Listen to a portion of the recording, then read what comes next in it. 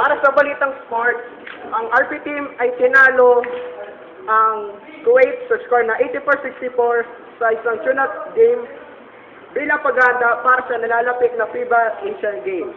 At pagdating sa Sabado ay makakalaban naman ng RP team ang Jordan at ang Qatar naman sa Lunes. Sa boxing, ay isang Pinoy boxer ang natalo sa isang Australian boxer na si Michael Katsidis. Si Amonsot ay natalo via unanimous decision.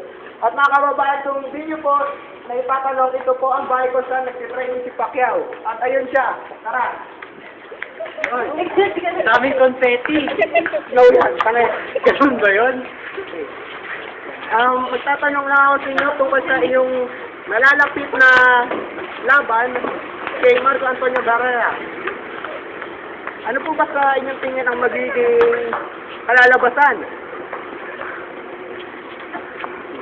Palsa. Yun lang. Sa box niya naman po nasabi na siya'y matatalo. Tatanong mo ba to? Don't you see this? Ay, okay.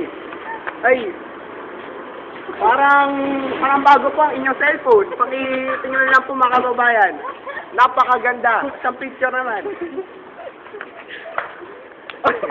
My God, the battery trap. Okay. At isa pang huling tanong. Totoo bang may kabit siya?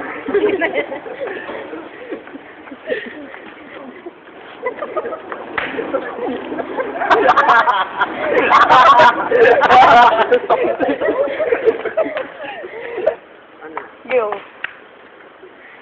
Hindi ba? Pinakaulit? Hindi meron pa ba? Yung lahat na sunod na.